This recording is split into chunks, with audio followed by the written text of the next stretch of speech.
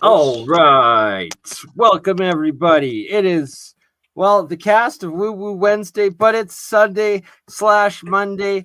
We are joined by the amazing Stig Hansen, traveling around the world, and Hans Dietrich, who has also traveled around the world in the past and been to the Giza Plateau and inside the pyramids a couple times now. And so there's breaking news with pyramids, so we'll discuss that first, and then second, discuss a bit of the Atlantis in Africa, Eye of the Sahara, the Richat structure, for those that don't know, and that is where David Stig Hansen is on his way back to for third or fourth time now. Fourth Fourth time. Just wild. So, like, who else has been there and how many times? Like 4 times? That's probably Guinness Book World of Record, like for outside observer, except for, like the locals, but they live there. You're going researching it, and you originally were exposed to the idea. Was that correct, from Bright Side Jimmy? Okay, Bright Insight did bring up the idea. Hello, everybody, and thanks again, Bernie, for having me. Bright Insight did bring up the. Please go. By the way, I noticed you posted that. I'm trying to get a little bit of bucks going for this GoFundMe account for the trip.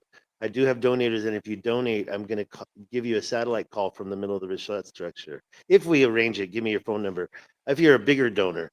No, Jimmy Corsetti from Bright Insight pointed out that Herodotus called those around the Atlas Mountains the Atlantis, and it blew my mind when he showed us the castle.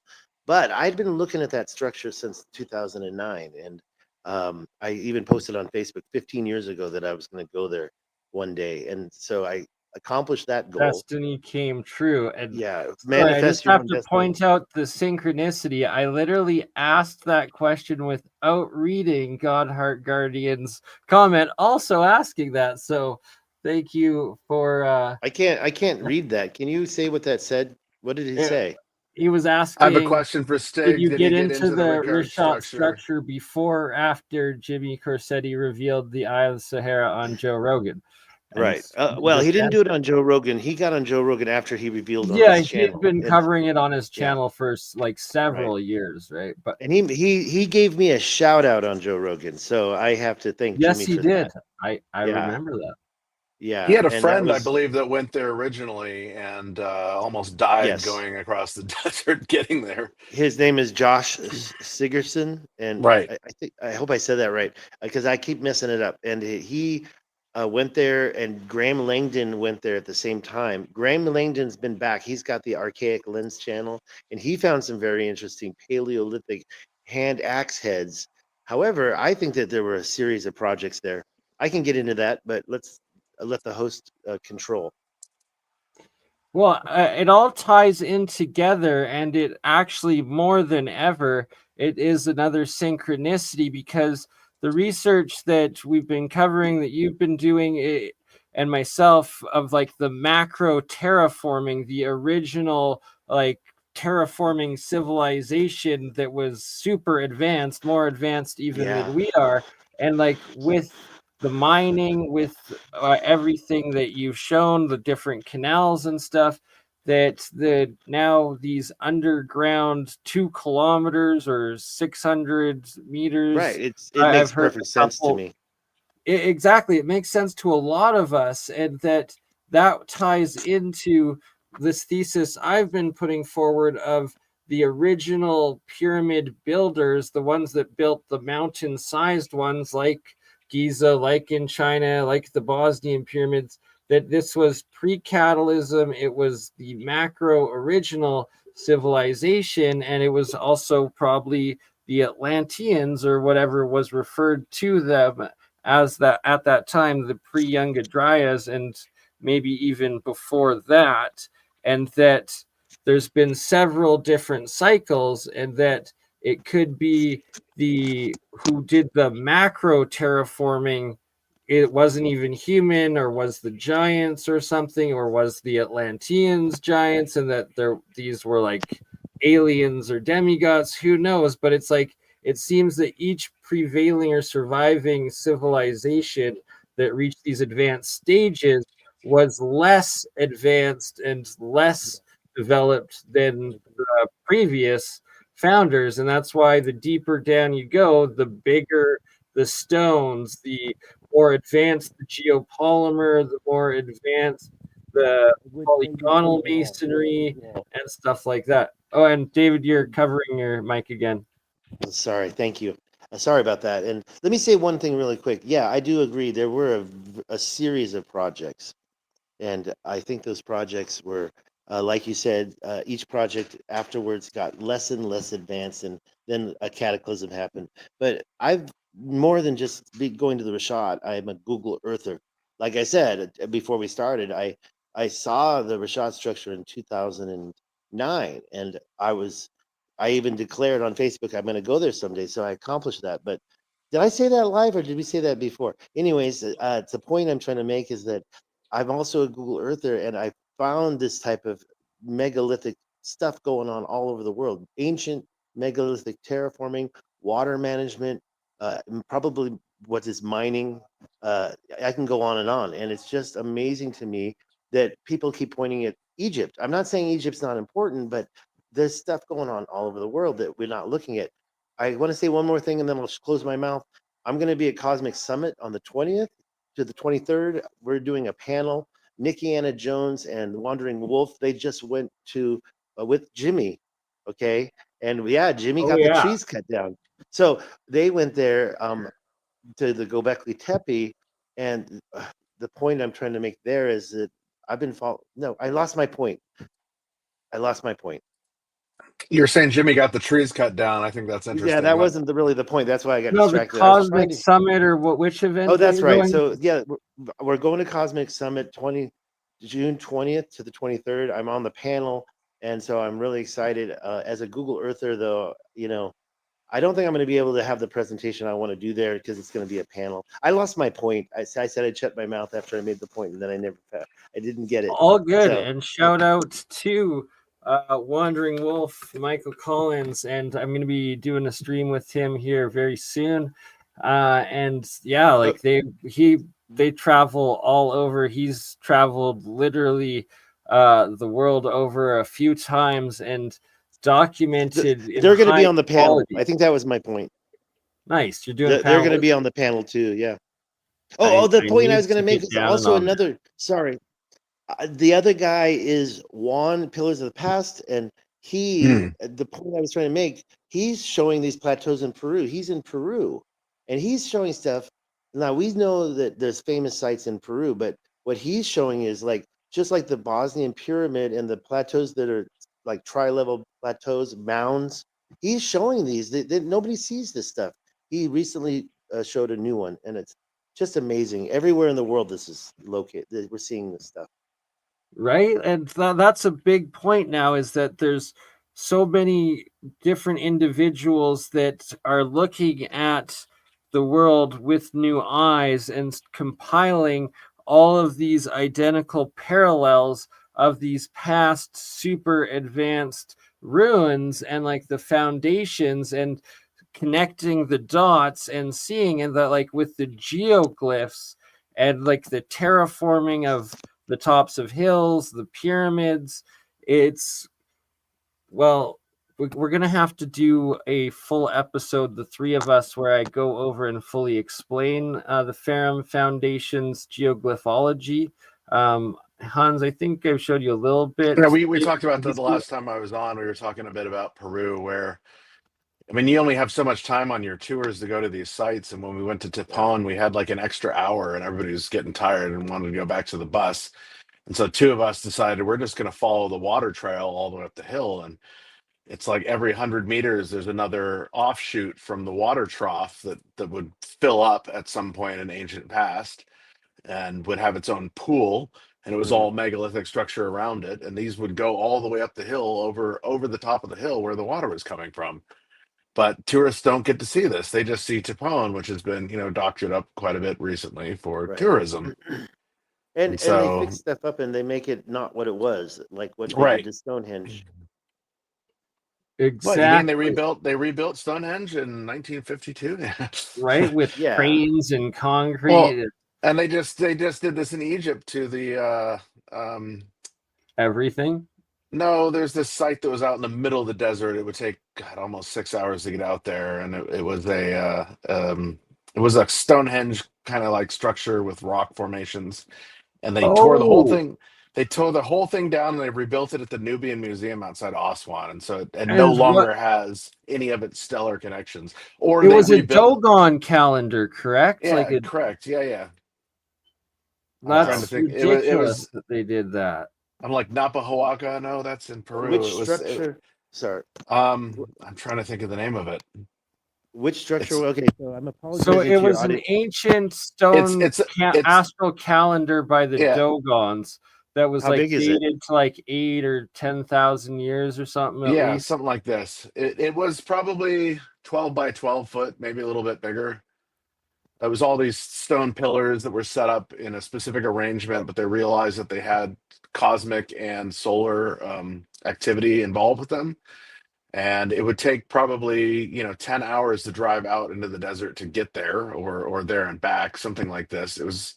It's when you leave Aswan and you head further west, you get out to the structure, and for some reason the Egyptian ministry, probably under our good friend Zahi Hawass, decided to move the entire structure to the Nubian Museum outside Aswan, and so it no longer has any stellar alignments. But Right. it's like, It's or brutal. they replicated it. It's one of the two, because obviously, who has the money and time to go out there? But if you ever watch the Pyramid Code, I believe John Anthony West and somebody else, they randomly meet out there. They didn't realize that they were Yes, out that's there. what I was trying to Yeah, remember. Like yeah. where No, was it's yeah, in the Pyramid Code. Yeah. That's just that's like what I what's saw. happening at Gobekli Tepe. Jimmy said, and by the way, I noticed those trees, but Jimmy's a hero. I didn't really say much, and he took it to the full extreme, and the trees are now gone.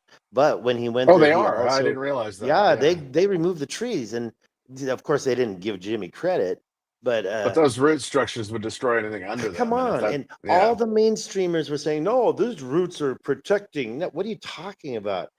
You don't need to protect stone by planting a tree in it. Um, That's literally how you yeah. destroy it. And But he's also demonstrated that they are not doing any more real archaeology there. They're kind of just turning it into a tourist. yeah, show credit to him and like that the WEF took control of it, that Yeah. it's like they're only doing like a Bad.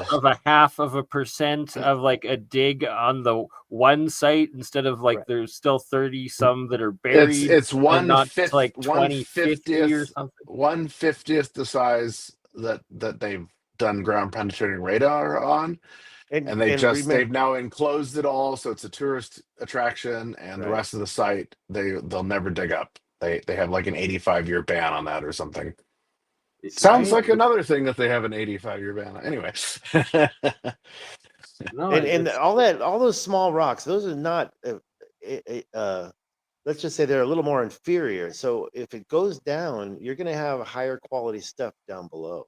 But Oh, they don't big want time. anybody to see that because they don't want us to know our true history. They're covering it up just like our modern day yeah, not military Oh, industrial complex. Our industrial complex is enslaving us. The finance, the keeping up with the Jones, this whole culture in America is just to control us and enslave us, and they don't want us the to know our world, history. really. now we have 50,000 shows we can watch on Disney and Paramount and Right. Max and Netflix. And it's just like, what a way to distract us or control the narrative. Right, and keep us Yeah. working. Part of the Yep. matrix, right? Part of the battery. Exactly, but control the narrative, and that's a Yeah. key part, and that's what's so interesting now about the how it the this pyramid discovery of this underground structure is just like it's an instant flip of the mainstream narrative, and whether it turns out to like be debunked officially or like whatever, or actually turns out to be true, hopefully, but Can you show the either scans? way What is it this? is now put a major wedge into the mainstream thought conscious of like, hey, there's this alternate reality of human history possibility that is completely opposite to what we've been taught. And instead of cavemen hunter-gatherers, there was something that was even more advanced than we currently are now. And to get into the evidence of that and why I have this Nazca star up and the geoglyphs, this is from the Ferrum Foundation website, Arthur Ferrum, and he's discovered and produced what he calls the science of geoglyphology, and that these geoglyphs in all of the ancient sites, including the most recent of just 150 years ago in all the bastion forts and star citadel cities, also including the same radials and geoglyphology mapping all the way back to the Nazca lines, as well as the pyramids and a lot of the henges and megalithic and monolithic stone, well, the Basically, anything, structures.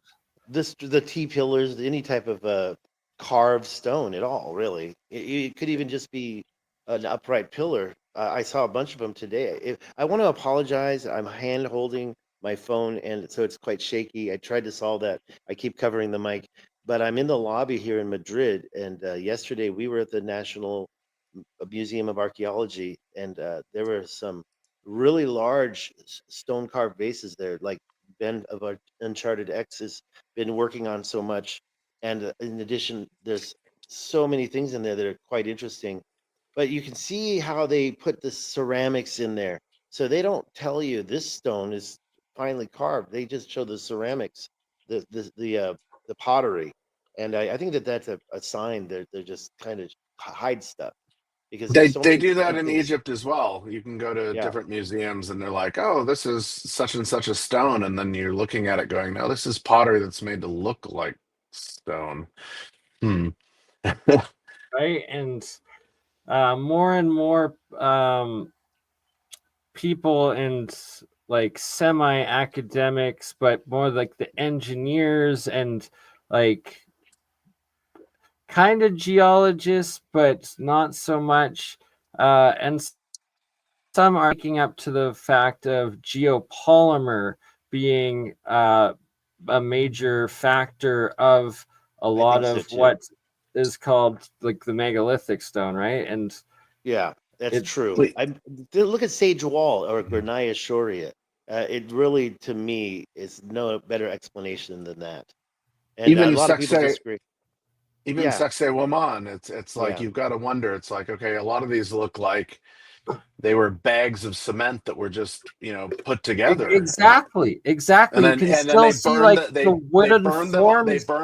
they burned them off, and then it created right. this glaciation on the surface. But otherwise, Yeah, vitrification, yeah, thank you. vitrification. Yeah, and they had, and you see that everywhere. And some people think that was like some CME. I don't really think so. I think that that was part of the process. Agreed. I fully agree with that.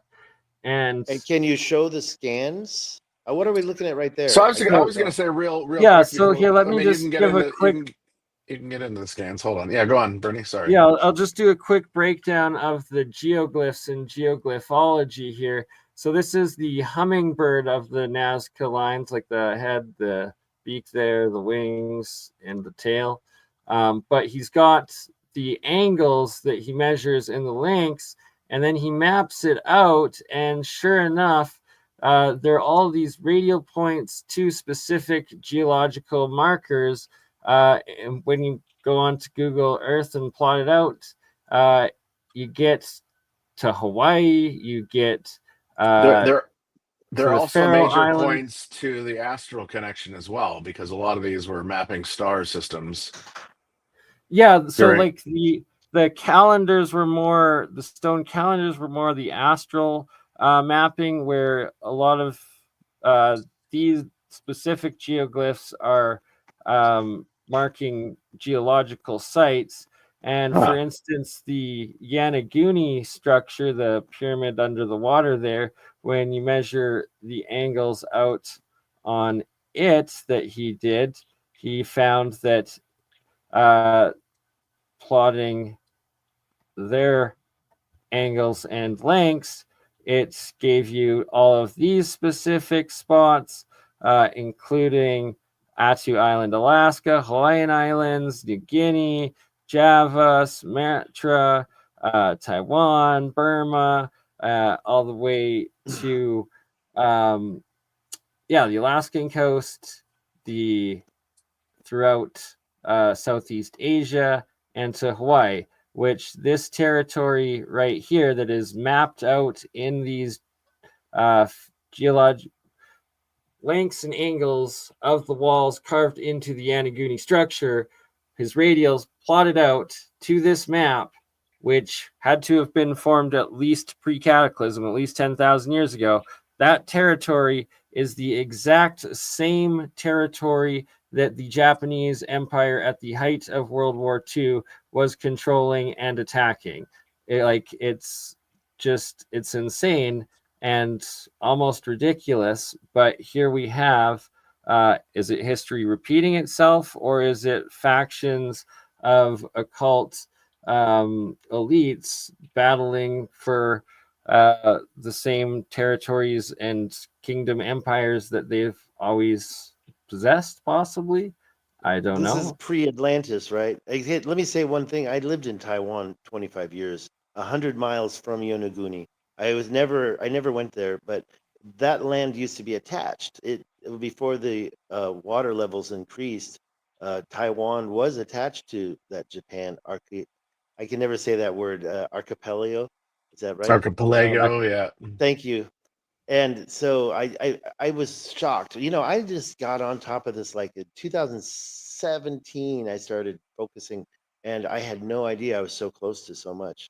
There was something else I was going to say, but go Well, on. it's Oh, interesting having lived in Hawaii. It's like we only think of Hawaii as being 7 islands, but there's over 200 islands, and they stretch all the way to Okinawa. And so it's like at some mhm. point It was during all one before piece. the cataclysm, it was all connected by Yeah. skipping stones.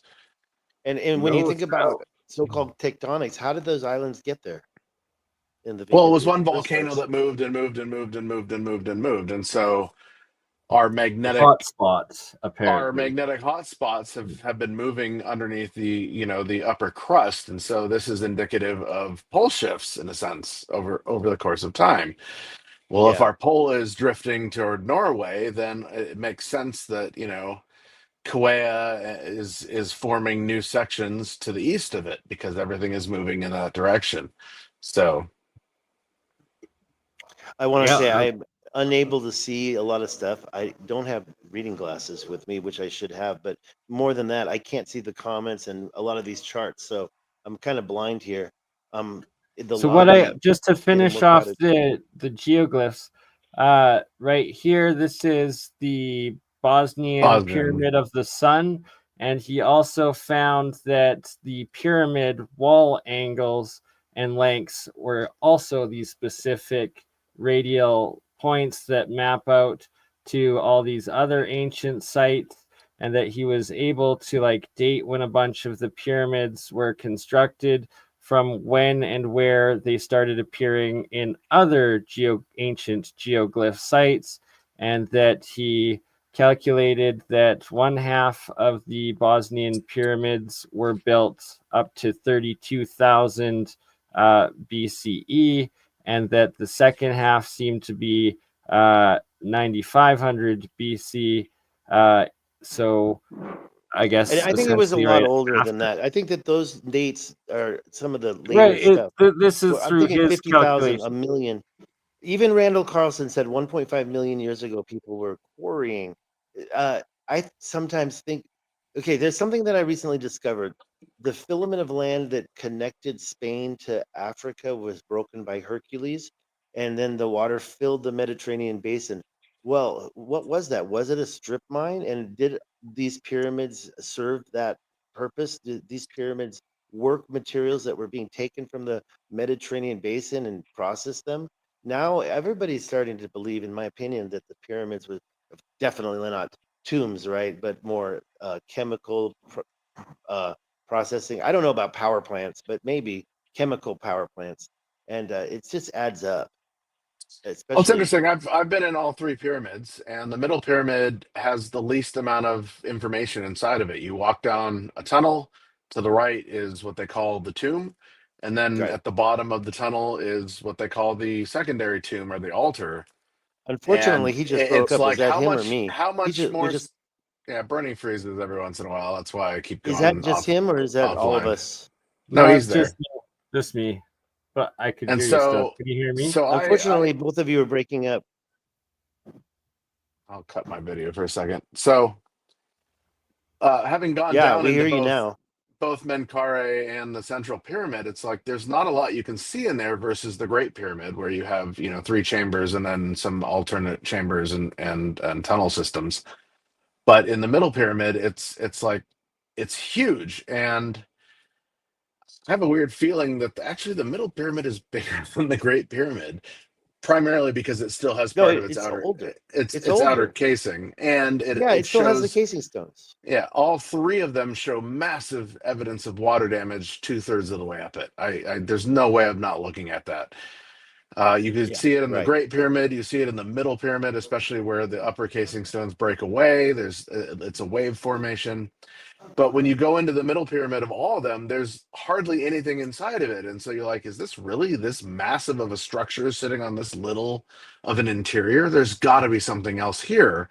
And so that's why this new evidence that's come out from satellite, topography is really fascinating to me, because it kind of proves my thought of there's more structure inside of the Middle Pyramid that aren't being discussed or have never been discovered. And Right. same with the smaller pyramid, the Menkaure, the one on the far right or far left, whatever. It's the It's southernmost pyramid. sure. There's obvious evidence that there's something else there, but the smaller of the three pyramids has the most interesting exterior casings, Yeah. because it's all like black granite, and or black or red granite, and it still has like the knobs on it, and you don't see this on any of the other structures. That was my And wake-up call when I realized. they're looking a little more perforated. They don't look like the other two pyramids, and that was a big interest to me. It's like, why is this so vastly different than the Middle Pyramid and the Great Pyramid? And why is it matching Peru in terms of Right. the No, casing bingo. stones? Yeah, thank you. Exactly. Yeah. That's what gave me that wake-up call. And I've never been to Egypt. I definitely got to get there. But when I saw that, that was when I realized, oh my God, something's up. And the casing stones left over on the Sphinx pyramid, the middle one. Oh, they Sorry. rebuilt. They built the Valley Temple and the Sphinx Temple out of those. Yeah. A lot of the material that they removed around the Sphinx enclosure is what builds those two temples. And there's no hieroglyphs, there's no writing, there's nothing, and they're like perfectly formed.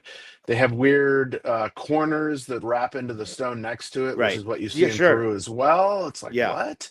Yeah, Advanced technology there, advanced seriously, very abilities, seriously. and Yeah. and then you see that sarcophagus. And I've never been there, but I've seen the pictures. The sarcophagus The in the Giza resonating pyramid. It chambers. just doesn't. That was placed in there, and the Like the, cartouche that was. and that it's the specific measurements of the Ark of the Covenant, and so it's like the Ark was what plot like the spark gap that powered, the Yeah. pyramid itself or whatever what was going on in it.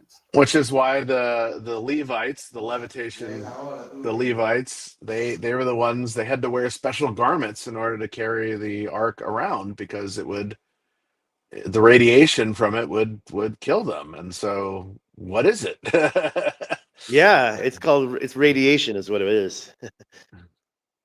Yeah. I mean, Ex- obviously, exactly right. Another Like interesting fact about that box in the King's Chamber in the Great Pyramid is it doesn't fit down the tunnelway that goes into the King's Chamber. So how did it get in there? It was placed in I there heard a while rumor that there was a secret door to the right under one stone. Have you ever seen that? there is a door. It's caged off when you're going when you leave the Grand Gallery and you're going into the tunnel system into the King's Chamber. Yeah. About 2/3 of the way down, there's a chained off or a caged off tunnel, and if you look through, because it's very dimly lit, and you shine your torch in there, it goes back about 2 or 3 meters, and then it goes up at an angle, like it's a sloping angle, which is really interesting. But also there is the gap where there used to be, I believe, two stones that came down. And this is also how you get up into the upper relieving chambers, is this gap. And we had a guy on our tour who was like 6'5", and you're going through these tiny tunnels, and he's scraping his head across the top of it and didn't realize there was this gap. And so his head bobbed up for 2 seconds while he's walking across the gap, and he split his forehead open. Hardcore. So he's bleeding out Wow. on the floor of the king's chamber. I'm like, wow, we had a blood sacrifice and a wedding. Everybody's toning, and we're doing all the illegal things that we're not supposed to do. Oh no. He's like, damn, I paid good money to be here. I Turn don't off care your if I'm camera. bleeding Say out. that one more time. Turn off your camera and repeat that one more time. What I you said said. he The was last going two through the sentences. tunnel, and he bobbed in and he split his forehead That open. I heard. Yeah. And so No, the last part. we went into the king's chamber, and he's bleeding out on the floor. I got a photo of it, and we're all toning in there. And we had a religious ceremony and a wedding and all these things that you're not supposed to do. But when you're on private tours, you get 3 hours in the Great Pyramid, and they're not super restrictive on what you can do in the private tours. But if you're going there by yourself, you pay like $300. They give you about a half hour in the Great Pyramid, and you only see the Grand Gallery and the King's Chamber, and that's it. They don't show you anything else unless you're You've on a been in all private three tour. pyramids. Can I've you been in all tell three us of them. all what the smells were like? Because one friend of mine who's been in the Great Pyramid said it was really, really heavy smell. And I was wondering, are they similar smells in all three, or are they So different? sadly, in the old days, people would urinate in the pyramids, and so you have this. You do have a residual pungent, like old bar bathroom kind of smell in there, but it's not so bad in the Great Pyramid as it is in like the Red Pyramid. The Red Pyramid's really bad, but you also have bats in there, and so there's the guano as well. So that's the only pyramid I've ever seen bats in, was the Red Pyramid in Dashur, the second or third pyramid of Sneferu, and that wasn't his name; it was a title. Sneferu means dual harmony. And so obviously the main pyramid of Sneferu was the bent pyramid, which has two different chambers that harmonize at different levels. So this is the dual harmony. And why would you build three pyramids for yourself? What are they going to split your body up into three parts to bury in them? And then have the exact same three pyramidal alignments in the other largest pyramid complexes in the world, being in the ones in China as well as in Mexico City there, Teotihuacan, all three aligning as with the three stars of Orion, the belt, correct? Like, I've never been much with that theory, but I saw it myself. It looks just like the belt, but it's hard for me to think about It maybe the whole. does. Giza, though, you have 9 pyramids, and people don't realize that there are 9 pyramids sitting there, and there are not three, there are 9. And this is where I get into some of my thoughts. A lot of my colleagues and people that I've researched under are like, oh, this is Leo back in the day. And I'm like, no, it was Anubis. Why? Because he's guarding the Western lands. And the Western lands were the Duat. And so the 9 pyramids represent the 9 souls of the body before you enter into the Western lands, or Westing lands. They didn't have a concept of death. They figured that you would west, you would follow the sun to the west. So the sun rises over the Sphinx in the east, and then behind the pyramids in the west. And people are like, oh, what? Because people don't understand the geography of the pyramids. When you're there, you think the Great Pyramid is to the east and the smaller Menkaure Pyramid is to the west, but in actuality, the Great Pyramid sits at the north of the Giza Plateau, and the Sphinx actually faces east. It doesn't face south. And so it's weird when you're there, because your own geography is so thrown off by it unless you're there during sunrise or sunset and you actually see it.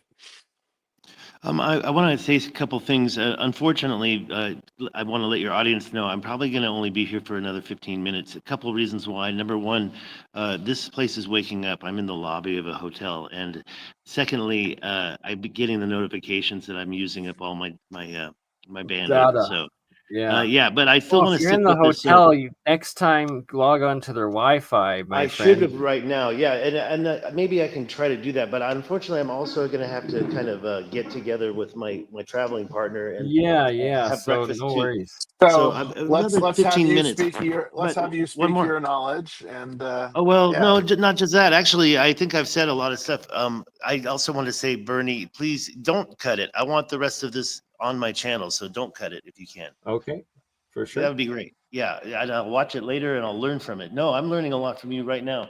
And it's So amazing what is that you're your there. so you're going to the Ricard structure here shortly or Yeah. soon. Okay, so the local What pronunciation. is your route? How do you go there? Let me give you a couple of things. First of all, I've been there 3 times. That'll tell you the route. The locals call it Rishot. They say Erishot, Erishot. So I Of say course. Rishot. And there's a couple of ways to get there. Josh Ferguson went by land from Morocco. I Yeah. actually just asked him to detail that because I was thinking about doing the same thing.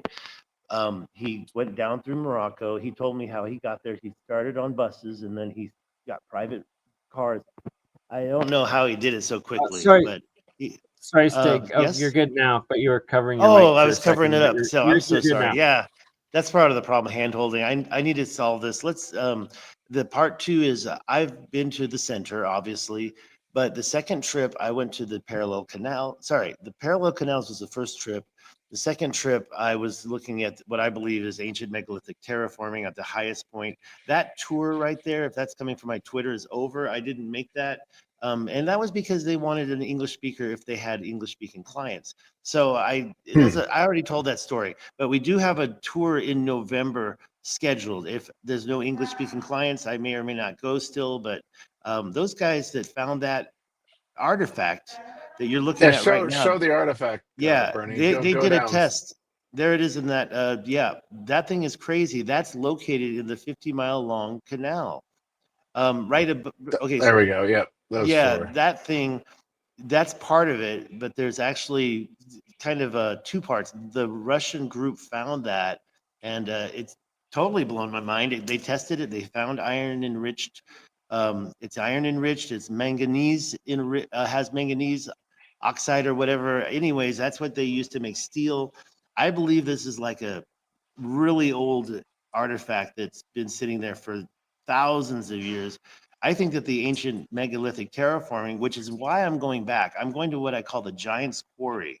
And yeah, go to my Twitter, stick them up, STIGEMUP, and scroll down, and you'll find all the different examples of so-called jointing, where rock magically splits up into parallel lines, 3 different directions. I don't think that's how that's really working. I think that's it's mining. And I think that what you see at what I call the Giant's Quarry, 6 mile long straight lines, that was the first project. But then later projects happened, and as things got less advanced, right, before the cataclysm, they were uh, doing different techniques and mining that area. I think Graham Langdon found a bunch of Paleolithic axe heads. That might have been a super later project that's only like 10,000, 15,000 years old. Who knows? But I think that it's all there, sitting there, waiting to be seriously looked at. And I want to get there to what I call it's kind of like it's like a little dome. It's a weird little reptilian looking thing, and it's got parallel lines, but it's also got side relief cut lines that are also parallel. Looking at it all these years, and I just want to get there, and that's why I'm going back. And let me please beg people for donations on my GoFundMe. Go to my website to find that link, davidstighansen.com, and give me $5 or $10. It really helps. I've been spending all my money. I got an inheritance and I blew the inheritance on pretty much these trips. And it's a passion, and I'm not going to quit, but I'm getting to the point where I need other people's help. So the last thing I wanted to say was I will give you a satellite phone call from the Rishad structure if you donate a significant amount. And also make sure I have your phone number. I'm going to call you, Bernie, when I get there. Oh, yeah, look at that. There's the 50-mile Absolutely. long canal.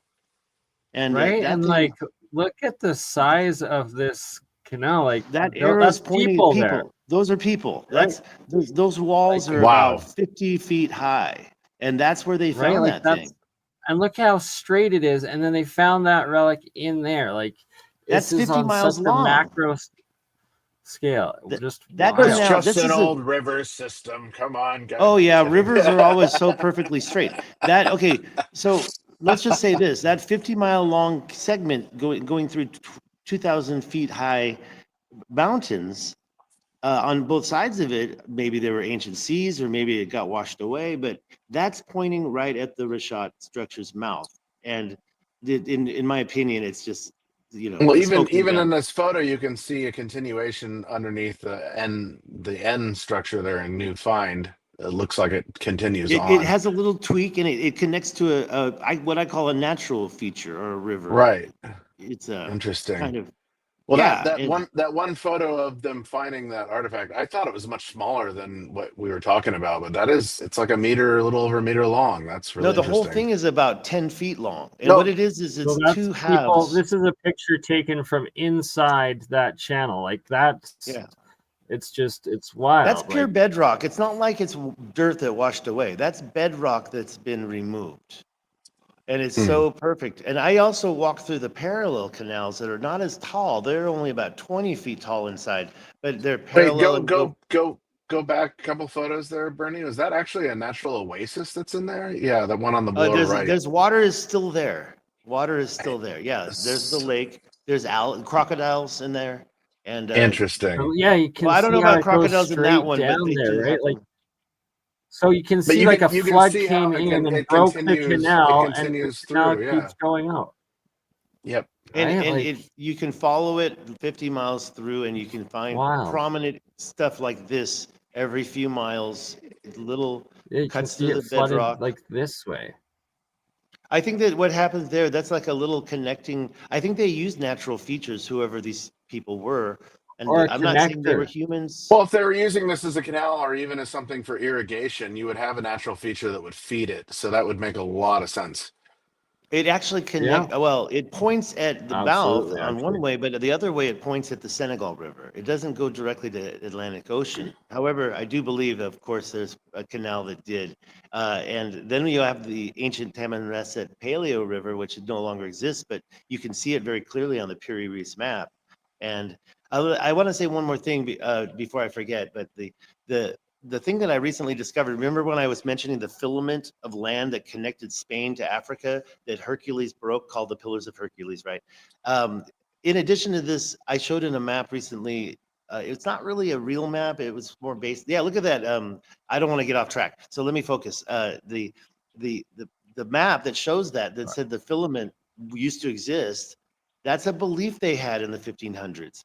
But in addition to that, they were using the same word, Atlas Mountains. Plato wrote the mountains to the north. He was talking about the Atlas Mountains. And the Tamanrasset Paleo River, that water comes from there. That's where I'm going to go. Please donate to get me there. That's Look what I at was trying to the find line. for you to show. Yeah, thank Yes, you. this Thank is you. what you call the Giant's Quarry, and this is what you are going to get to, The and it's link's there. above the area.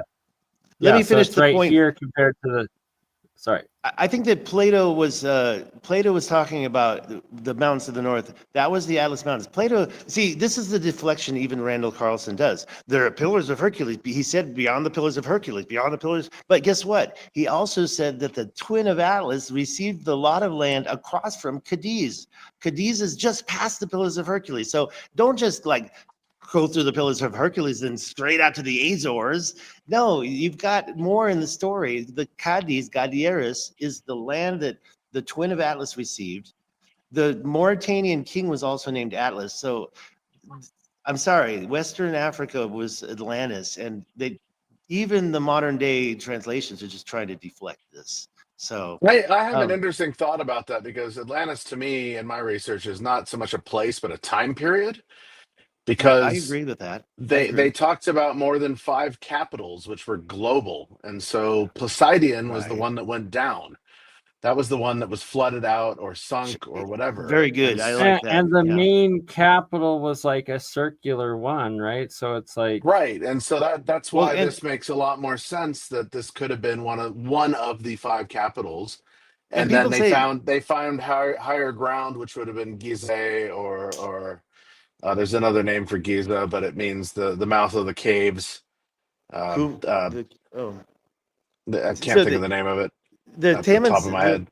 so I'm going to start calling the Taman Resset Paleo River the Atlantis River because it came from the Atlas Mountains, and we're now realizing that same map. I keep wanting to say the Nile flows from. Okay, they used to believe that the Nile came from. It does come from two different directions, the east and the west, but it stops over in Chad at the near the mega lake or Yep. the ancient. But what I'm trying to get to is they used to believe it came from over towards the west, like, Mauritania area. And they show that in this map. But guess what? It says in Latin, Nile flowing from Atlanta. And I put it through ChatGPT and it came out. Was this with you, Bernie? Did I do it on your show? It came out Nile I'm not flowing sure if that from one. Atlantis. Nile flowing from Atlantis. The ancient Greeks, What? the Egyptians, even the Romans, they all knew that Atlantis and Atlas were the same thing. So Well, we can't deny where it does the anymore. word Atlantic Ocean come from? I mean, there's so much in that It's even in related. its own. Well, and And the atoll, after the is cataclysm, we there. had It the is right huge there. Nile flows from Atlantis. we had the huge That's it. overflow of what they would call the Uranile, which is when the comet hit. It pushed the Mediterranean up and over the berm into North African jungle, which was what Egypt or ancient Kemet used to be, and it dried out because of all the salinification. But that massive water aquifer that flowed up and over, they called the Nile. And so we were talking earlier about tunnel systems under Giza that would stretch out, 50 to 80 kilometers into the Western desert. Well, they were taking water from that ancient Nile and bringing them to the sites of Giza, which is interesting because, now it's all desert, but in the last 100 years, this is kind of the history of Libya. Gaddafi found a massive underground water aquifer, and he decided to start his Water One project, where he would feed all of North Africa with that water for free until Right. we I went in there remember and that. destroyed it all with depleted uranium, That's and now right. everybody's getting And take them poisoned by out. it all. Yep, it's Anytime super you sad. challenge the mainstream complex where they're basically controlling us, and they're not going to let it happen. And who's they? I don't know. But by the way, that map, you can see The how them. Spain. Yeah, you can see how Spain and Morocco are connected there. But that map also Oh, that's shows. the Mediterranean. Oh shit, I didn't Yeah, even notice that. the Pardon my map French. also Anyway. shows. If you look at the whole map, it shows Antarctica, but they don't call it Antarctica. So This is the Perry Reese map, or an no, offshoot that's of not it. the Perry Reese map. Yeah, But the Perry Reese map also very interestingly shows that a perfect coastline of Africa and the Taman Rasset River still existed. But that Perry Reese map was made in 1500s. and This map was, it was a collaboration of multiple older maps. So yeah, that's yeah, why we yes, also it have was, including, Antarctica and the southern shores of South America.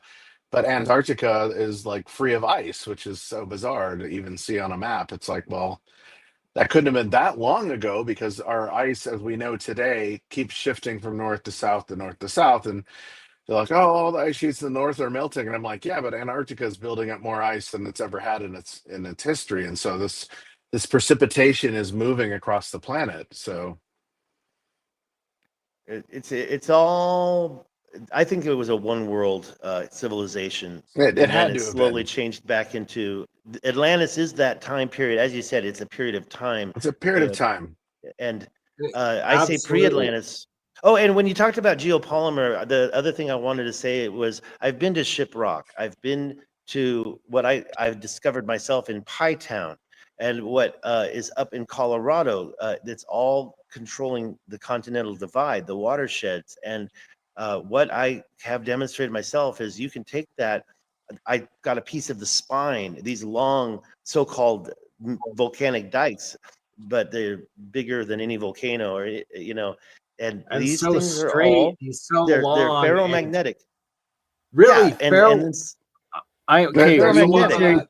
I need There's a a. lot of that here in the I need a Pacific piece, Northwest as a well. specimen of your sample, good sir, and we have to go over that when you get back. Wandering because- Wolf proved that Sage Wall is ferromagnetic. And I looked at it, I went there myself. It's the same, it looks like granite, black and white stone with black dots. And I also went to the ones in Colorado.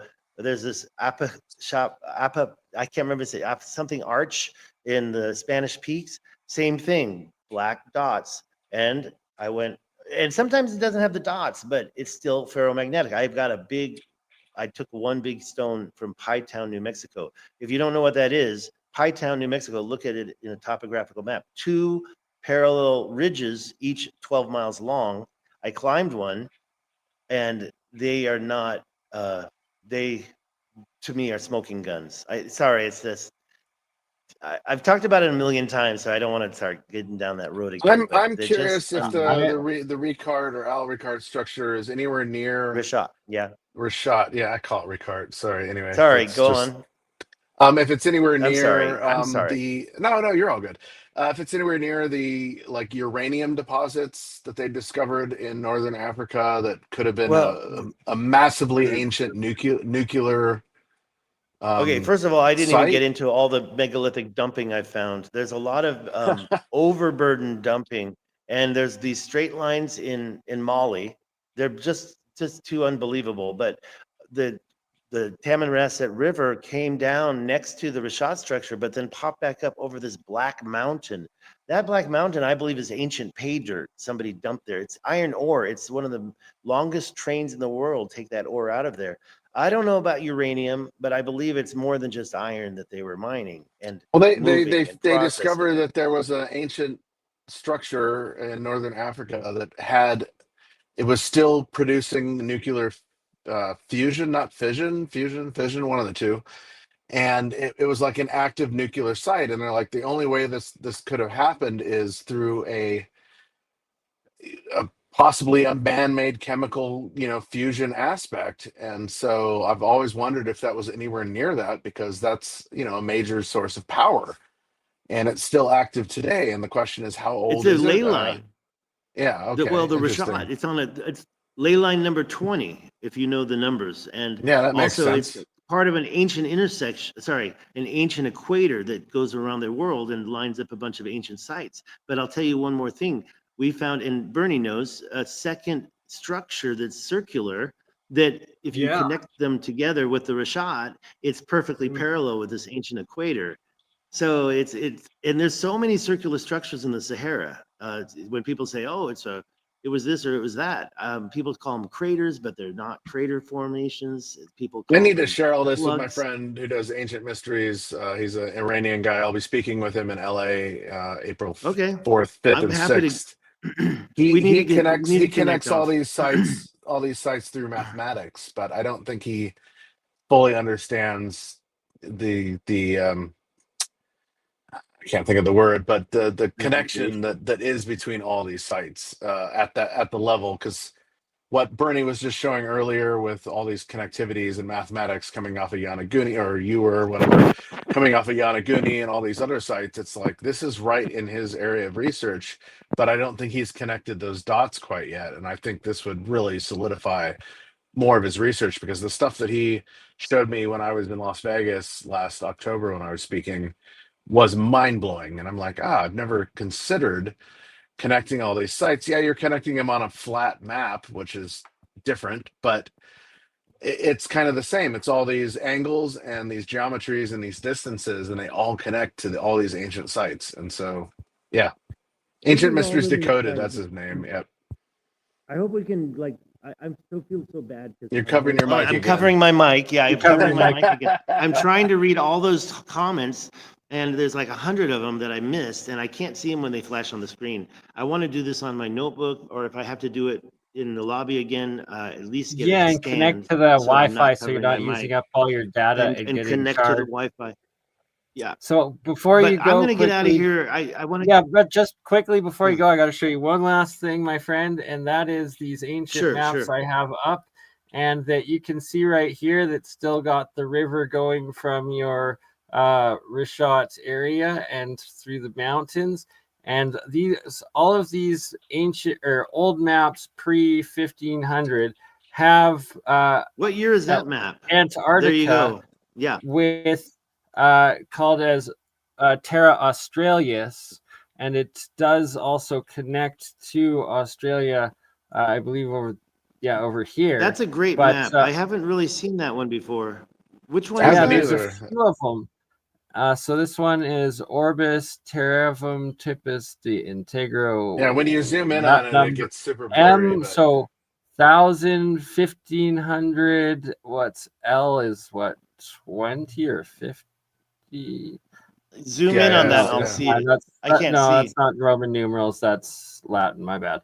Well, and there's clearly Well, there's Antarctica. Look how it's several- connected to South America. Exactly, and it was called Terra Australis. Oh, on the opposite side here, it's called Terra Avs and Nondum, Noxtum, right, and that there's There it so is again. many And when of you go to these. Wikipedia and they say 1820, we only discovered it in 1820. No, And come at on, this stop point, believing there's this a lies. very small gap between South America and the tip of Antarctica, and it's the exact same in all of It's very these clear. older maps. It's very clear that we knew about Antarctica probably So I also wanted all to along. show this one Whoever that we were. also has the Terra Australis here. Okay, Bernie just And- broke up. Turn off your camera and say that again. And then I want to say one more thing about the Piri-Reis map. Piri-Reis map, if you have it handy, zoom in on Africa and look at the river that's no longer there. Yeah. If So you zoom exactly in on Africa, that. you Here's see another one. So Stig, this is the main thing I wanted to point out to you. All of these older maps, and there's at least 100 of them, and Yeah. like some of them are Cater maps and stuff. Anyone that has Terra Australis as Antarctica here and South America as this big chunk, you zoom into Africa and boom, there's the main rivers still in it. And sadly, these are low resolution, but along the rivers are the cities labeled with castles. Yeah, and Wadan. all. You can see Wadan. Yeah, here's another one. Boom. Wow. And they jump to a lot of conclusions, but those maps are all showing very clearly Antarctica. And I want to say about the Piri-Reis map, if you follow the Tamanrasset River up, it hits a mountain, but after the mountain, ignore the dog and the king, or maybe I always thought it was Mansa Musa. There's the continuation of the river and a circular structure, and then the more river, and then another circular structure. And inside those circular structures, you have like this little garden gnome guy, or something's going on in there. What are those structures? Let me say one last thing, and then I gotta go. And that is, I noticed there's like 100 comments. This is being simulcast to a lot of different people. If you guys could see it in your heart to go to my GoFundMe and just donate $5, if 100 people did that, what's that'd be the link? very profound. Well, my website is davidstighansen.com. You can see it. And it's on there. Okay, awesome. It's on there. It's on my Twitter. When he scrolled down, you could see where I want to go, which is the Giants Quarry. And of course, I can't visit the whole thing. It's just going to be that one significant mound that was shown in the picture. Yeah, maybe after I get out of here, you can look at that some more. But please consider just donating $5 or $10. It would really make a world of difference. And that's all I will say. I'm gonna get out of here. Thank you so much for having me. We got you, brother. Thank you so much. Yeah, how about we do this in like another day or two? I don't think I'll be available like about a week. I'll be in the Rashad. And like I said, if you donate a significant amount, I will call you from my satellite phone to thank you from the center of the Rashad structure. And I'm going to call you, Bernie. And you're going to call me either way. And yes, make sure while you're in Madrid, please go record some of the crazy cathedrals. Yeah, tomorrow. Maybe Bernie, you can live cast that. Let's work on that.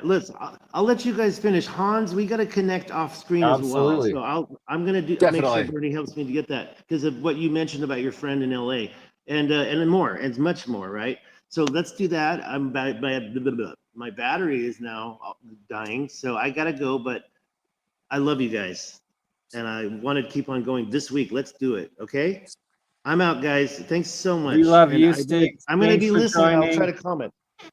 100%. I'll try to comment. I'll see you guys. Absolutely. Okay. But first, I'm- Cheers. remember to hook up to your hotel Wi-Fi. Connect to your I will. hotel Yeah, Wi-Fi seriously. No, right now. I have Love to. you, brother. Okay. All right. Safe Thanks, travels. guys. I'll see you. Cheers. Bye bye. Yep. Much love.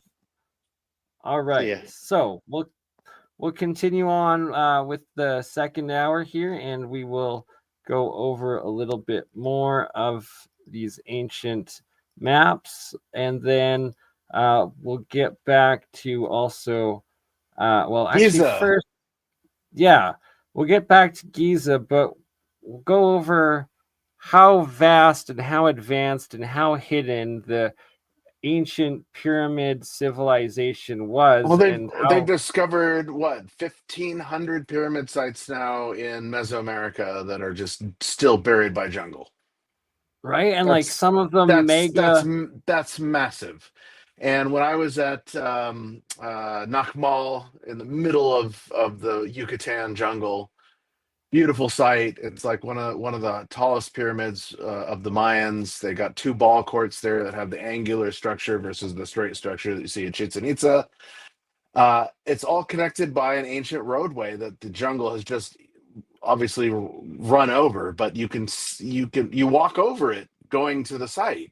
You walk over this ancient path that is going through the jungle, and it's like, okay, if they had this, how many other paths did they have? And all these sites obviously were massively connected.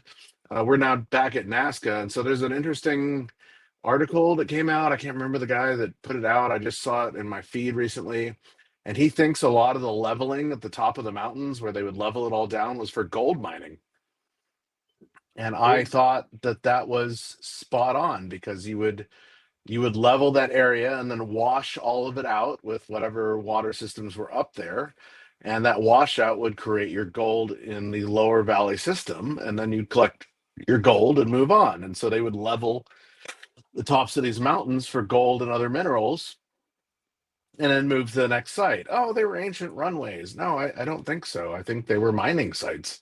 I'm very, very fascinated by that. This is a site in Peru I would love to go see.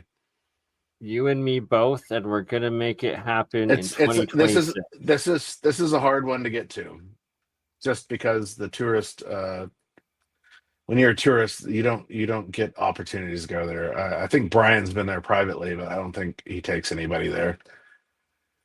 Yeah, this is a beautiful site. The scaling it- of the terracing. It's considered the other Machu Picchu or Machu Picchu, because you don't want to pronounce it wrong, because it has two different meanings: the old man of the mountain or the old penis of the mountain. But we'll leave it at that. And it definitely means the old man of the mountain and the Yes. adjacent face that is carved out of the mountain. So that water structure that you're showing there. Okay, so if you go there and you run your hand across the top of it, the water. Yeah, the water literally stops running just by Yep. running your hand back. I've done it. It's amazing. This is right outside of Cusco. It's literally right outside of Cusco as you're heading up toward the Sacred Valley, because you leave Cusco, you head a little bit south, you go by the Red Fort, and then to the Inca, they call it the Inca Wall, but it was actually a hydroponic waterway, because you can see it all the way going across the top like in ancient Rome. I've climbed up it. It was an ancient waterway bringing water from the mountains down to the people on the coast. And then, right, and it's documented. Yeah. It's literally Yeah. like 1,000 kilometers long, Yep. and I believe half of it is engineered and built underneath the desert, like underground, and like it's still running to these days. And yeah, engineered in a manner where they the have stone, they have one of like, these at Tipon as well, and that's why I was talking about Tipon earlier, because Tipon was a major waterway, and the only thing that's left is the central water paths.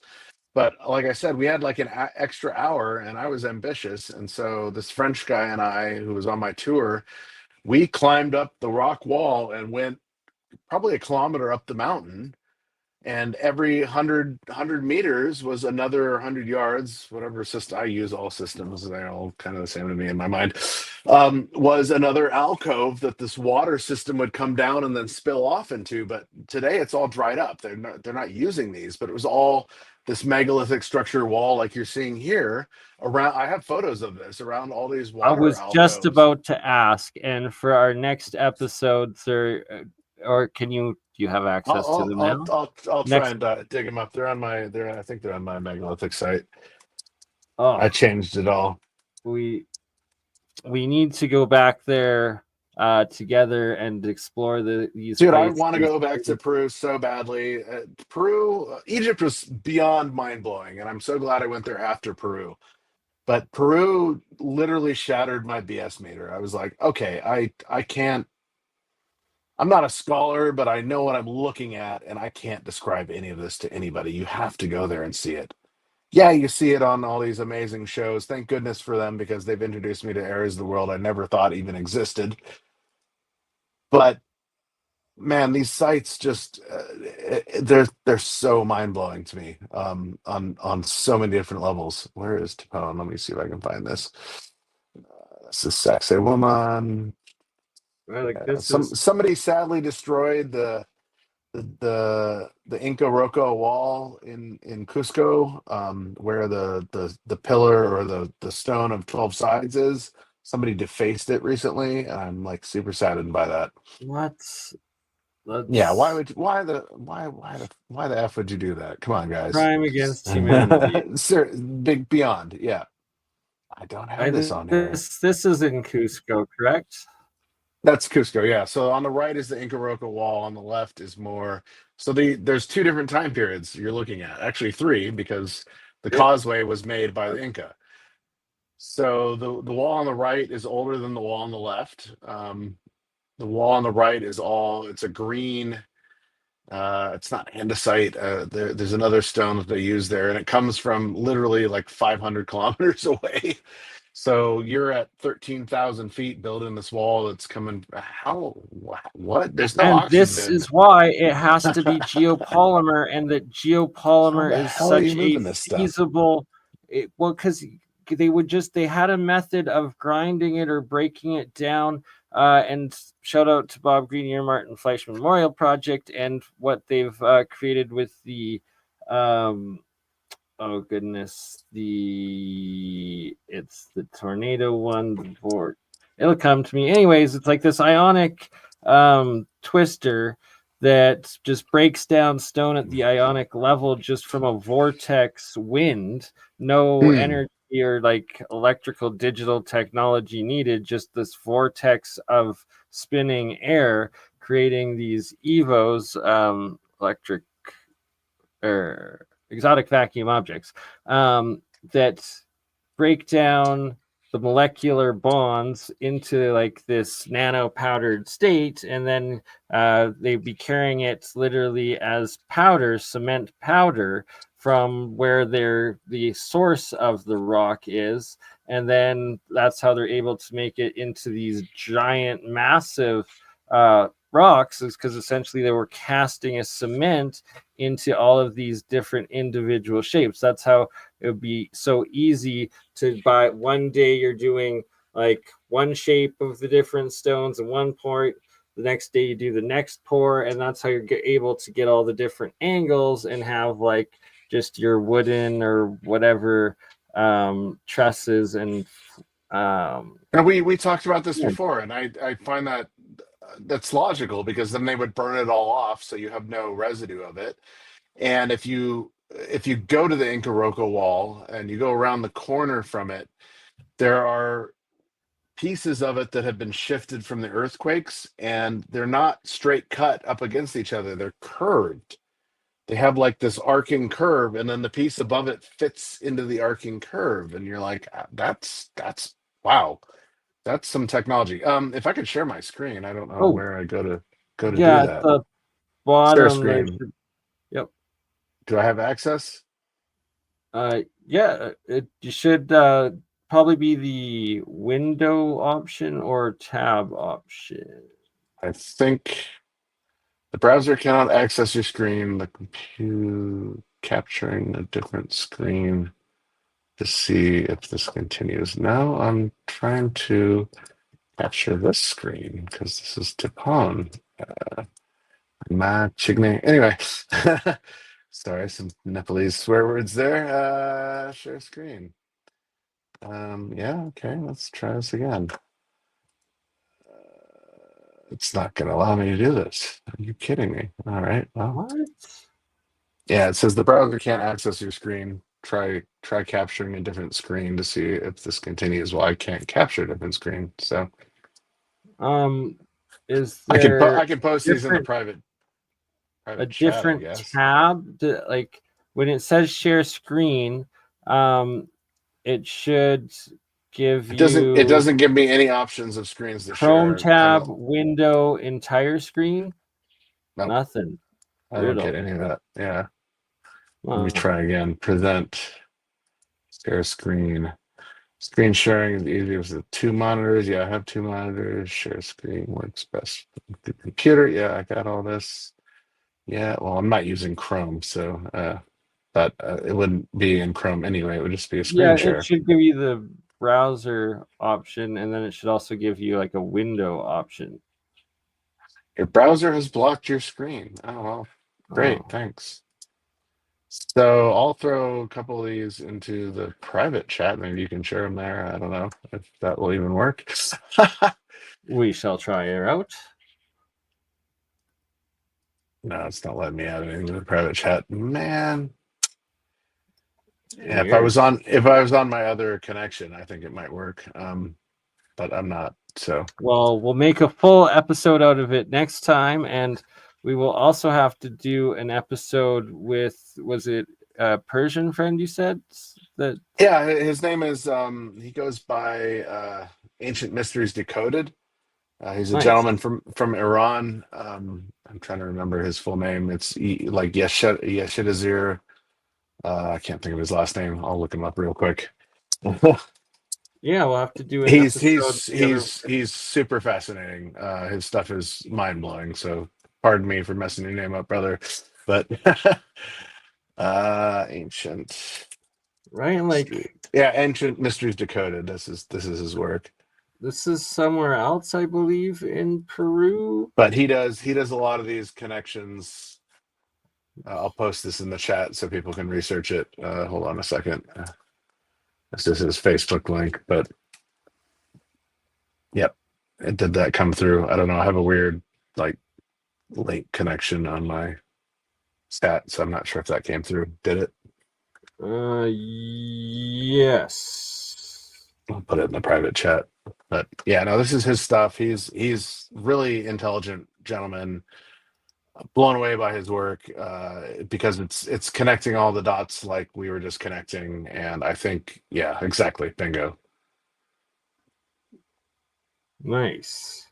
Yeah, he's spot on with what he does, and really appreciate his work and his knowledge because yeah, like I said, he's a scholar, man.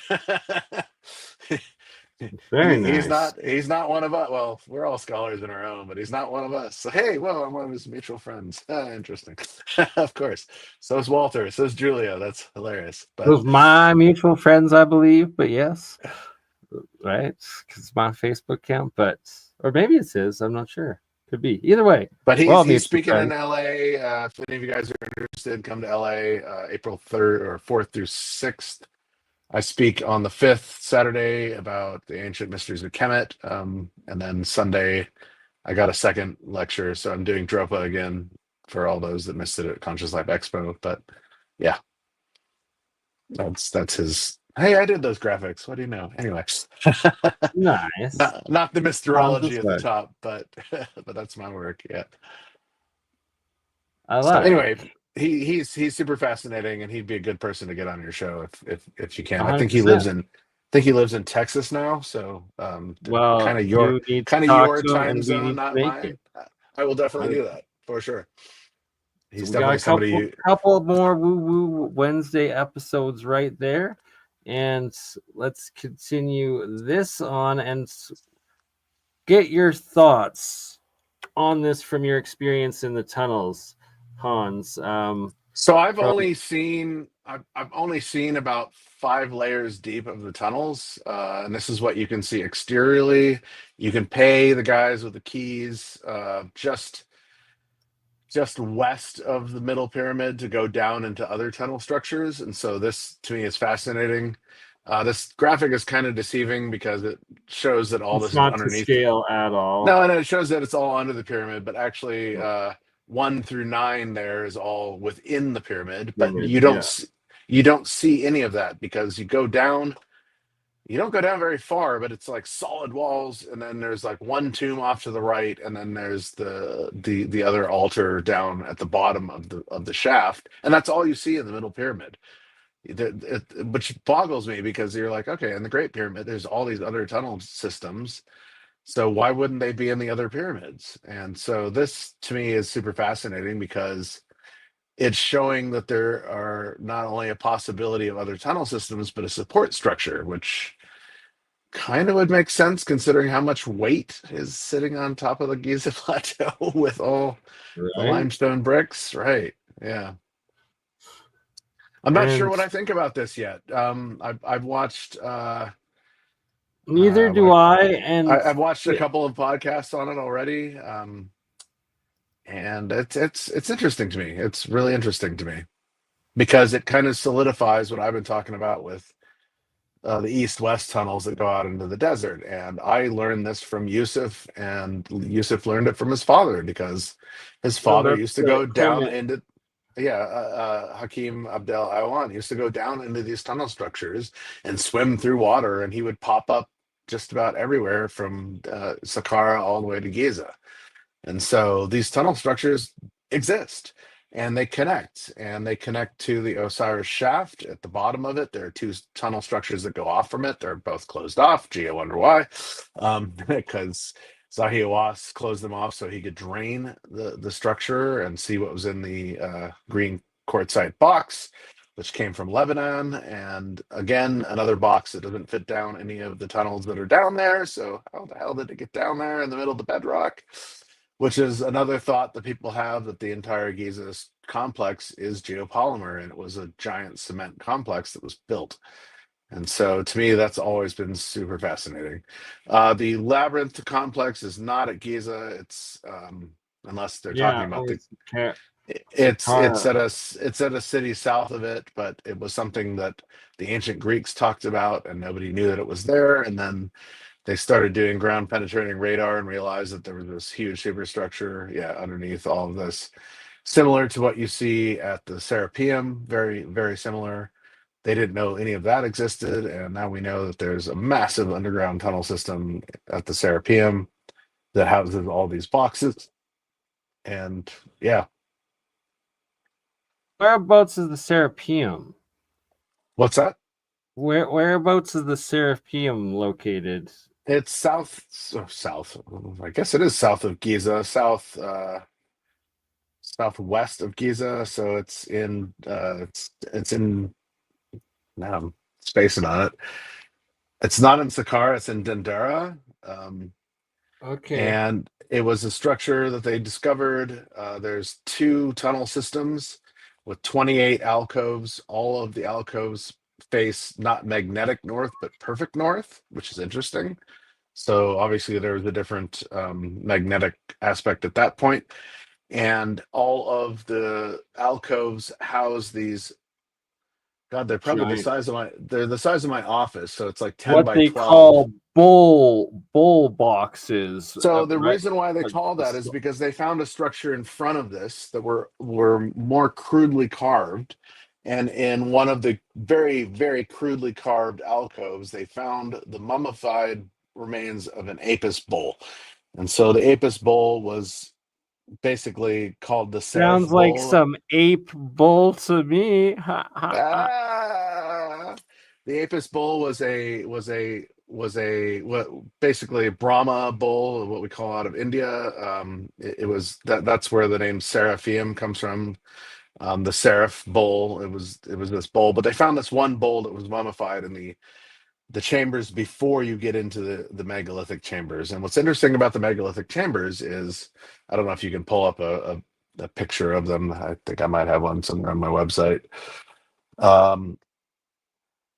28 alcoves. 2 of the alcoves are not filled. One of them has a ramp system that goes up to the surface that's been closed off. So there was obviously another way down into this structure. Each one of these is aligned perfectly north. They're all about 10 by 12 foot by probably 8 foot wide. They're all perfectly carved. Most of them have been dynamited because people thought there was stuff inside of them. But one of them, the catacomb lid, was left open, and it's the only one that has hieroglyphic writing around the outside of it. And hieroglyphic writing around the outside of it is so chicken scratched into it. It was so obvious that it was not made by the people that made the boxes. And in the hallways, when you walk into the chamber and you turn left, there's a box sitting right there, and you've got about 2 foot clearance on the right side of it, and it weighs 100 tons. And it was just left in situ. And then down the second hallway is another box, and you have even less space to move around it. And so these are 100-ton boxes. You would need up to 2,000 people with levees and pulleys and rope to move this stuff. And so how are you moving this stuff? How do you fit 2,000 people into a tiny little tunnel Well, that how do you fit can a barely hold 1,000 or 50? 100-ton box that doesn't fit? How do you fit it in the first place? How do you move it through a hallway that it doesn't even fit through? And then It's impossible. how do you lower it down into an alcove And and how do you perfectly have place it? 1,000 people pulling it in these hallways that they would suffocate, that they wouldn't even fit through? But geopolymer now, pouring it as a cement, there's a whole new. This stuff is not geopolymer. This is Yeah. solid rock. And Well, if it's sandstone that's the difference. around it, it No, could be that. it's perfect diorite. No, like the caves, like the tunnel system. It's dug out of the bedrock, so it's Oh, all okay. limestone and granite. Okay. Yeah, no, and there's no soot on the ceilings, and they haven't Right. gone in there like the pyramids and cleaned it. And there were more previous burials and religious things that went on in there, and so those catacombs, there's like 2 near the entrance. Those you see the soot marks on the ceilings, but nowhere else. And so if anybody's into, mining, you're going to get miner's lung trying to dig out limestone and granite bedrock, because the particulate mass of the dust that you're inhaling while you're digging this stuff out is going to kill you. So how are they digging this out? There's, and without torches or any sort of lighting structure. This is the mind-blowing part.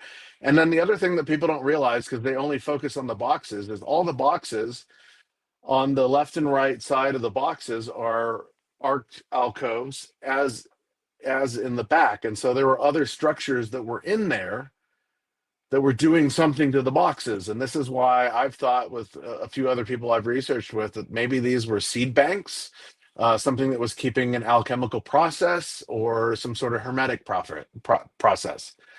And Right, they were Hogan. They were abandoned during the cataclysm because they're in the middle of creating the site, and they just left things sitting around. And they did this in Peru. They've done this all over Egypt and everywhere else in the world. And this is why it beggars the question, how old are a lot of these sites?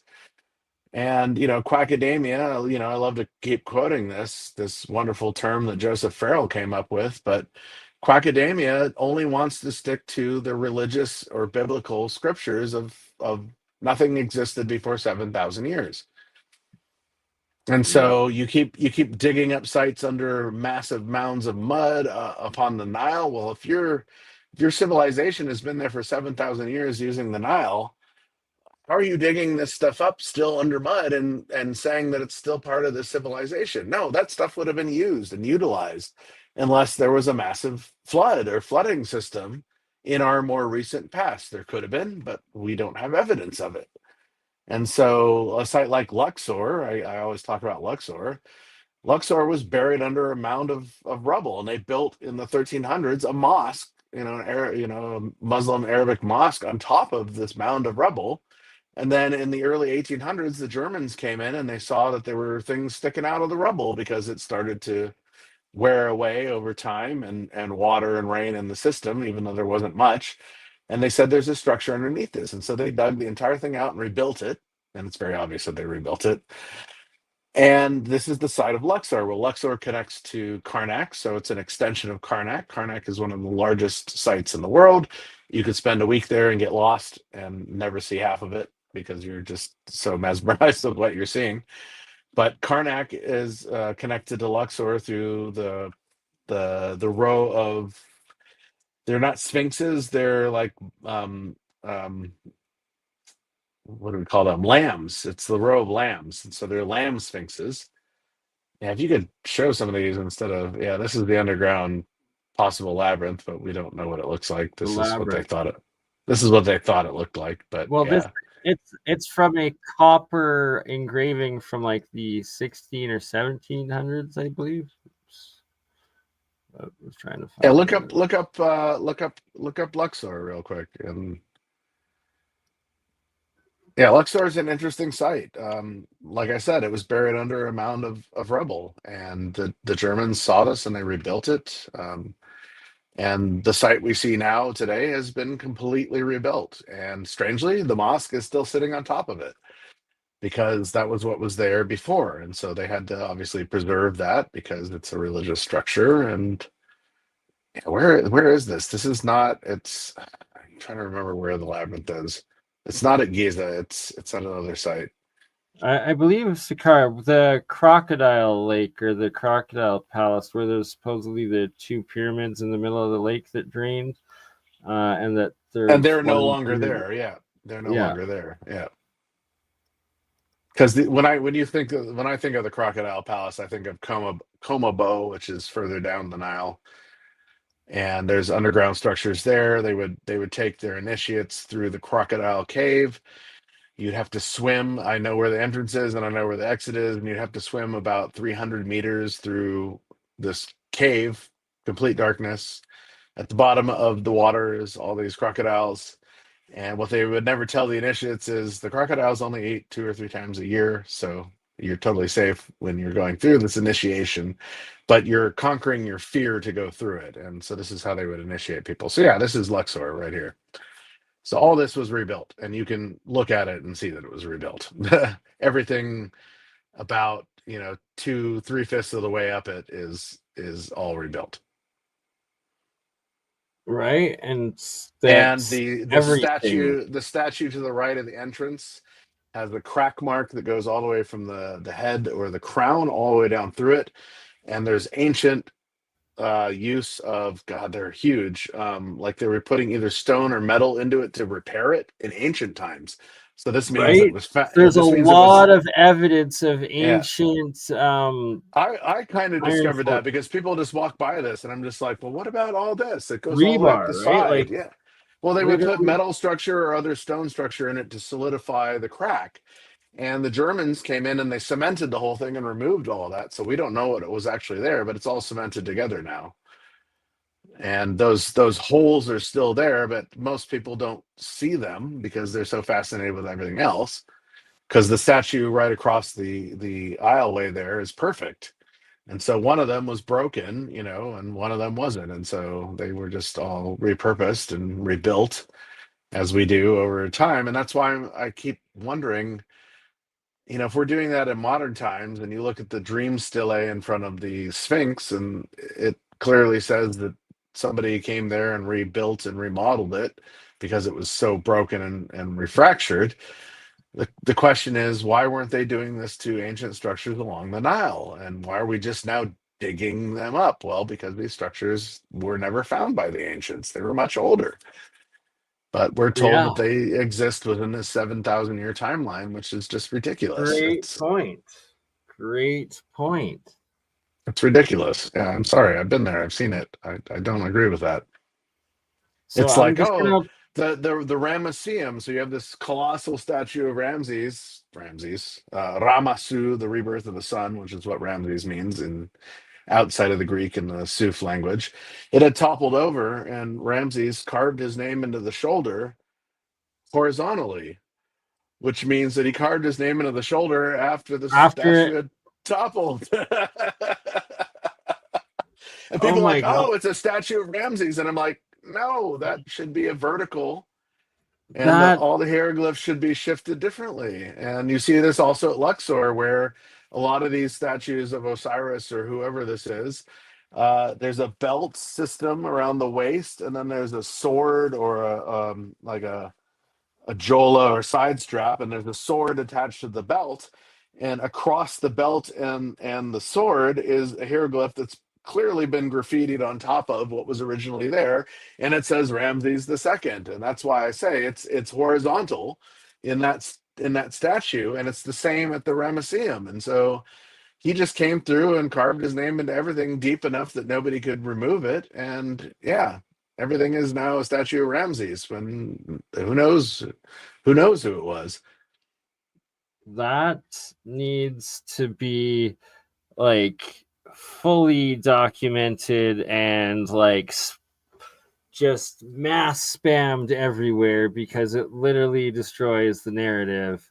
And like, let's just, it's all hidden in plain sight, but when you look at it with a new perspective, it's everywhere, and the evidence is just, it's undeniable, because you start literally seeing it everywhere, and it all makes sense that way.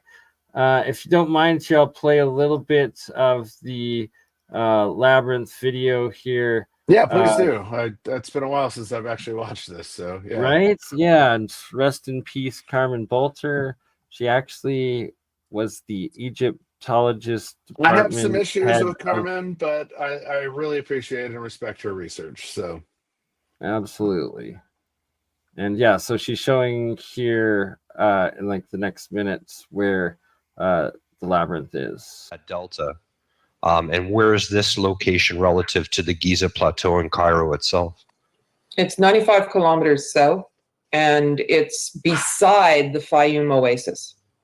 that's right. That's where it is. Yep. And Which is right here. I'm showing you on the map right here. So is that So is that real- an real- real artificial quick, Bernie, lake pause to the this. to the northwest, I guess, of that oasis, or is that It's not artificial, and that's actually a good question. So Carmen Bolter actually was an anthropologist at University of Calgary.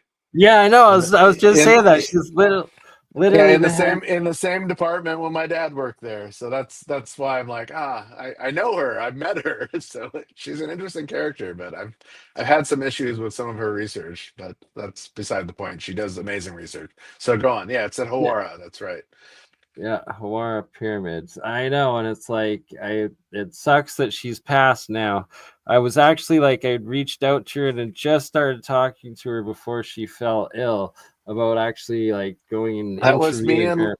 That was me and Lloyd Pye, man. That was my connection with Lloyd Pye. He contracted like really aggressive cancer right when I met him, and thank you, Brian Forrester, for that connection. Lloyd Pye was an amazing man. So yeah. Anyway, go on. This is fascinating. Continue it. Absolutely. So the Hawara pyramid. So there is a pyramid there. Yes. And next to Because it. there are ancient maps that show a displacement of water, and it's called. So what she's about to say here is interesting, on that it was a salt lake, and if there was a salt ocean tidal wave at some point in the past with Bingo. Right? And so Crocodilopolis, and the salt would have eroded most of those structures quickly. Once, yeah, which is why we don't have those two pyramids, and there were two pyramids and two obelisks sitting in front of them. So yeah, they're no longer there. Right? So yeah, it's fascinating, and we've covered it before, the two pyramids. I've never been to this area, so I know nothing about it. Right? But outside Exactly. of my own So research. we will learn something from this. Lake Moeris, Moeris, and it's about a 45-minute drive from this pyramid, and we went there, and it's this enormous salt lake. Egypt. Oh wow. Yeah, and so that is just mind-boggling in itself, but apparently this is so old that the legends are talking about two pyramids in the lake, but on a little island. And some people think that the water went all the way to Giza. Well, whoa, what about the Nile? And if the Nile was covered, I mean, if you think about the Pyramid Code and time and the geological movement of the river and all that stuff, how old are we talking? Yeah. So there's a lot of speculation and a lot of unknowns that go with it. But I think that we are speaking because of the depth and 30 kilometers from the Nile, which is, the Sphinx is 8 miles from the Nile. And so, and we've already examined the extreme antiquity of that, through the Pyramid Code. So we are talking old here. It's almost like that lake there has basically been cut off from an ancient water system that was once connected to a greater ocean. Let's say it's like a landlocked salty sea of one sort or another. Right, and so research into geology, the geology of the area, is all important in terms of coming up with some final conclusions about this. Okay, wonderful. So what at this point is happening right now, just sort of a quick little synopsis. Right now, you're in the talks with trying to see if they would allow some kind of excavation or further research, or is there going to be more scans, trying to be done to get more accurate data on this, or where does this stand now?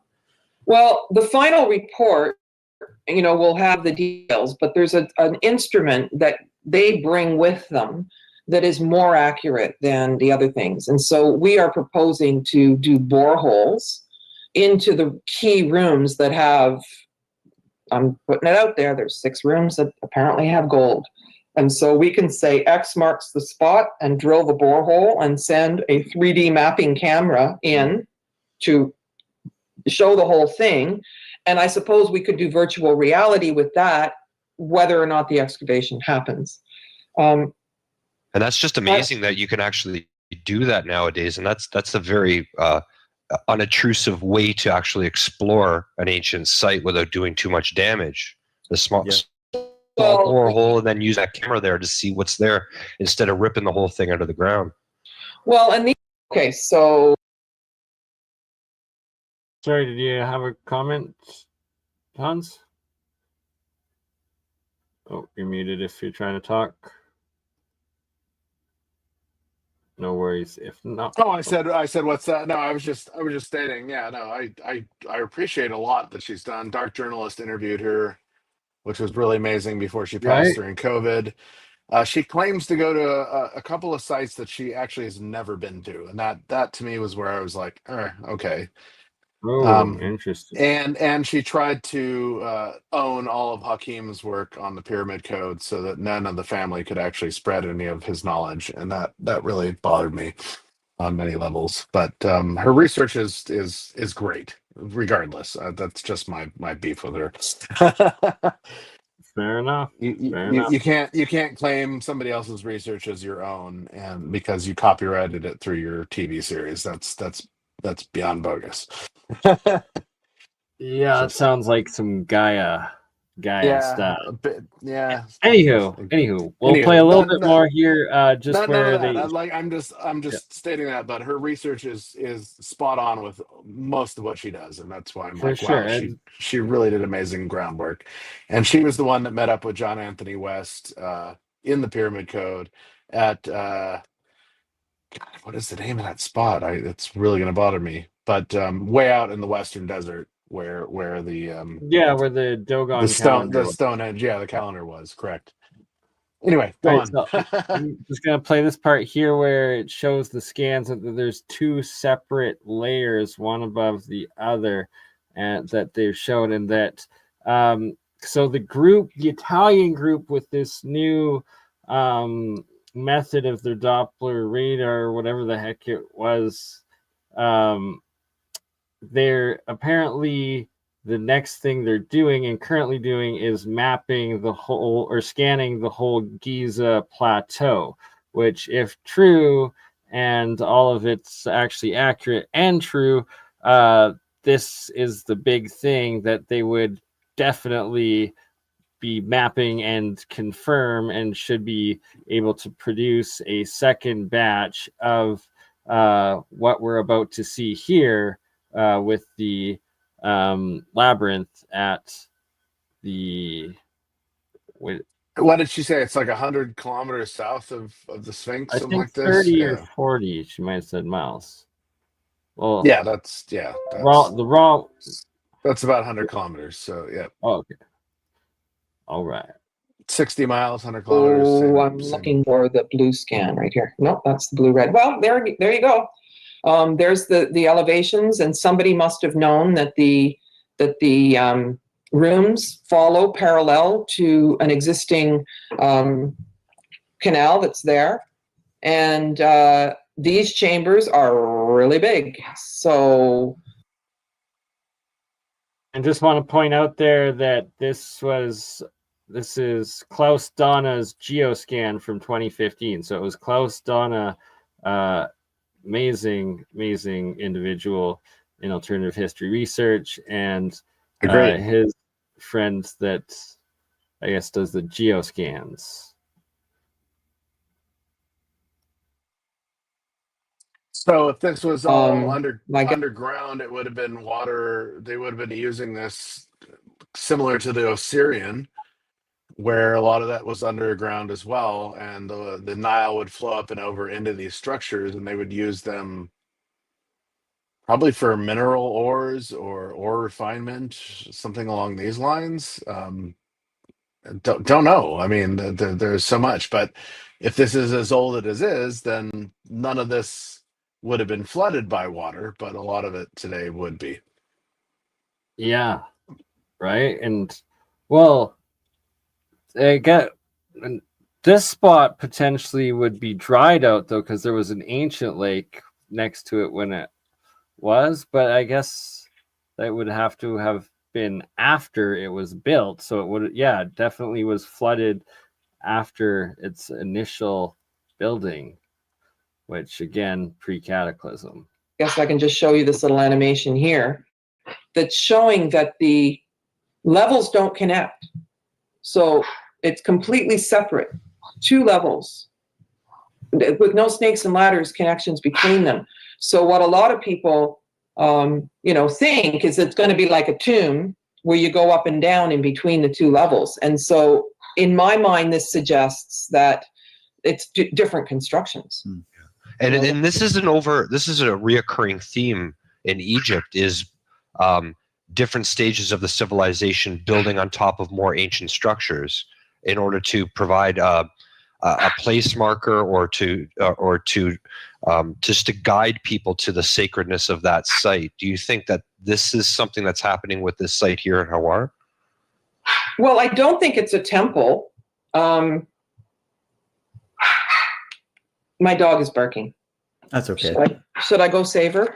She's a welcome guest on this show. You know that, Carmen. Right. You have to. She's going to keep barking unless I go get her. 50 meters high, and now it's 46. So it's eroded. But there's also water inside. I just was at the site 6 weeks ago. And so I've got footage, and you throw a stone in and it goes plunk into the water. So a lot of the concern for the excavation would be that the water had seeped into the passageways, and that was going to complicate the excavation.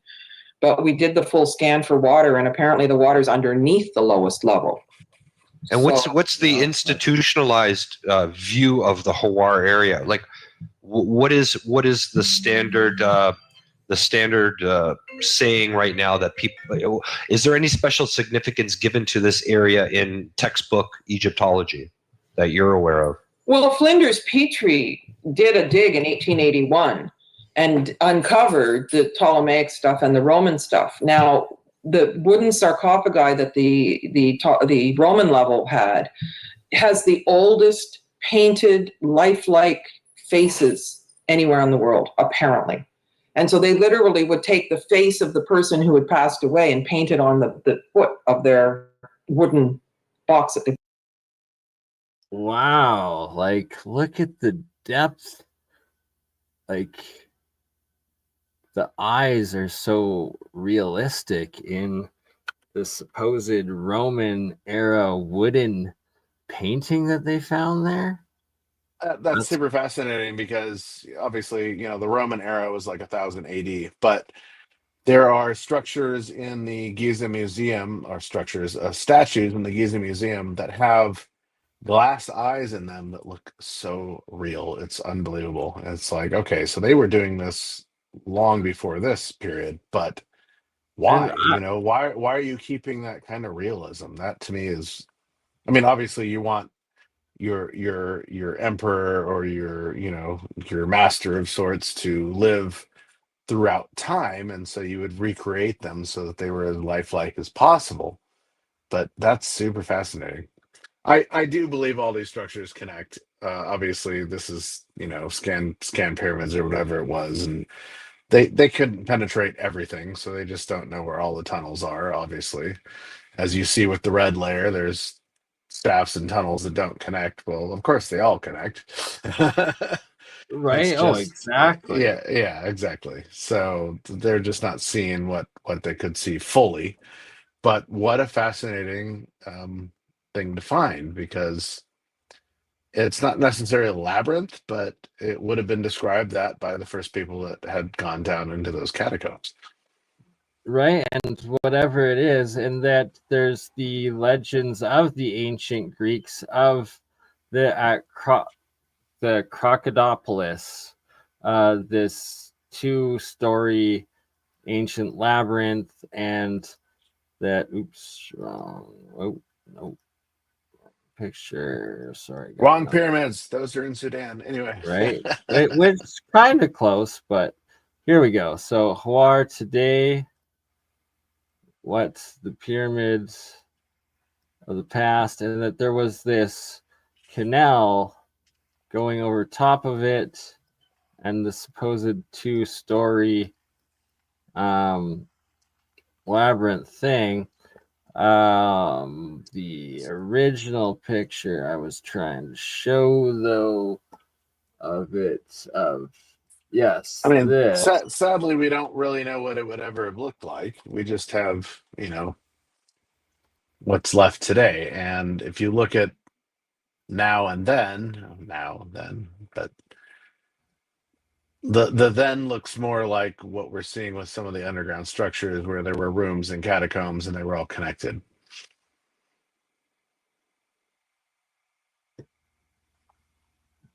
Absolutely.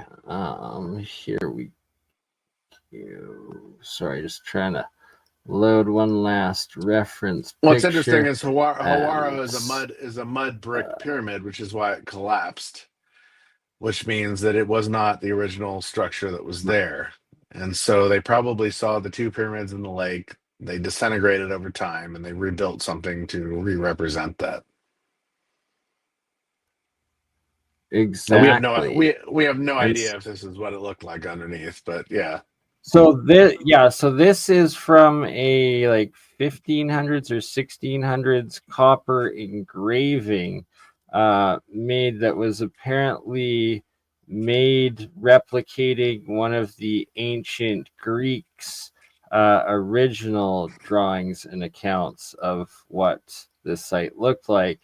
And very interesting how much it looks like a modern day like barcode slash like Oh, it's a QR code. yeah, QR 100%. code, right? Like 100%. very interesting. This gets into some of my work, Julia's work as well, with, you know, ancient sigils.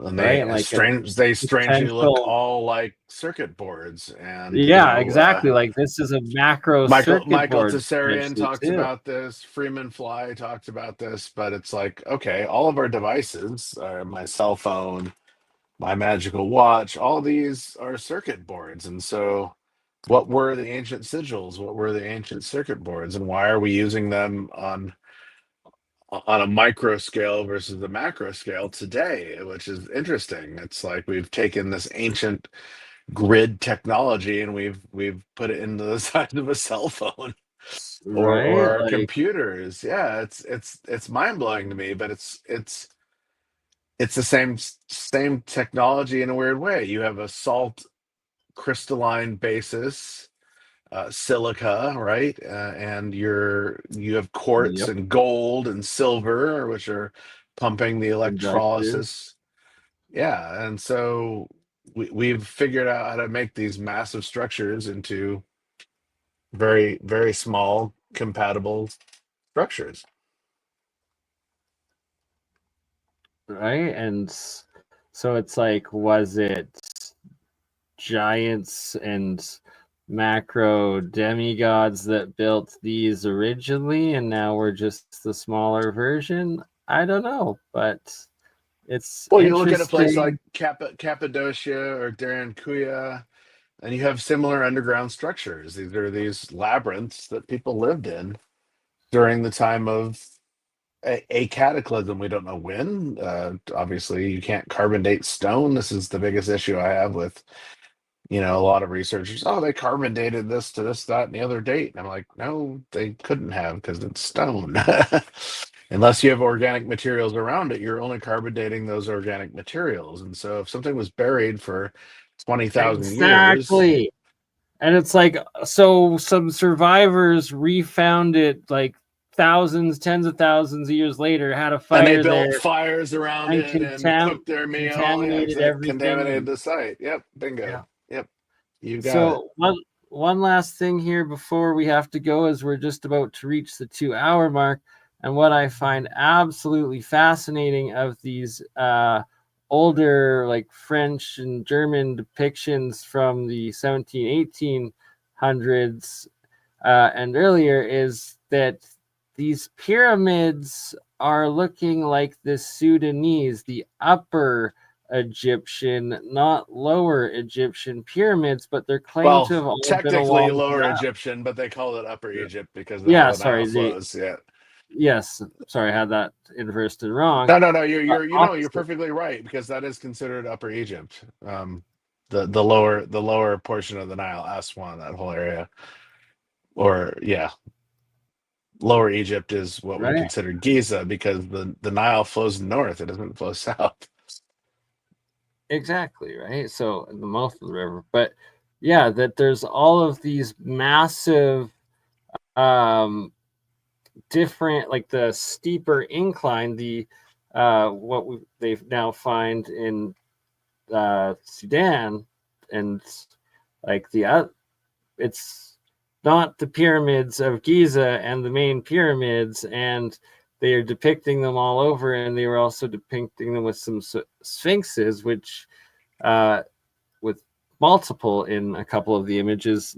Sadly, I don't have them on hand right now, but finishing off, here is a last depiction of the supposed underground labyrinth at Hawar, and that it was like this upper layer, then this, which we see in the scans. Yep. Yeah, and then this bottom like just massive one. Apparently, it's like 30 feet or so, and then you see the scale of the houses above. In comparison, very, very interesting. Of course, none of us will ever be able to go into these tunnels, because thanks to our good friend Zahi, he's made sure that none of history can get out. He was a scholar. He was a scholar of Edward Casey's scholastics, and he totally was a scholar of ancient Atlantis, and he denies all of it. And it's like, well, that's interesting, because you got your degree in this. So he's been so instrumental on shutting off anybody from finding anything in the sites. I hate to say it, there's some bad rumors about him, excavating the sites before they were excavated and selling off a lot of the artifacts to Mubarak's wife, who would take them to Switzerland and sell them to private collectors. He's kind of, there's a lot going on there, and good on him for what he's done with the archaeological community, but no, not good on him, because he's suppressed so much, and he continues to, even we've though got to say that for lost his position. Yes, and I agree. Hopefully there's a new era and he loses his influence over. I'm surprised he's lost his job, but he still seems to oversee all these new findings. Exactly, right? He's still gatekeeping, which is ridiculous. On that note, I'm sorry I got to cut it off right before the 2 hours. Thank you, Hans. A pleasure. Shout out Stig. Safe travels to the Eye of Sahara, his 4th time going. And So amazing. Right? And we'll at least get a satellite call from him from there. If anybody's in LA, April 3rd through the 6th, I'll be speaking at Alien Event at the Sonesta LAX on the 5th and the 6th. So if you're there, come check it out. I've got a couple of tickets sitting here on my table. If anybody wants one, I can help you out at the gate. But well, maybe what if we could do a Woo Woo Wednesday this week? We'll try to do a live giveaway or something. Yeah, good point. I've got a bunch for Biomed Expo, but it gets you into the same event. They're both the same. So just wanted to throw that out there. Some really amazing researchers this year, some new ones, and I look forward to seeing all my friends and family there and whoever's in the crowd that can make it. So thank you so much for all your support. Appreciate you, Hans, and thanks for joining us, and safe travel, Stig, and we'll be back on Wednesday. Until then, ta-ta. You crazy mother. Yeah. It's just Bernie.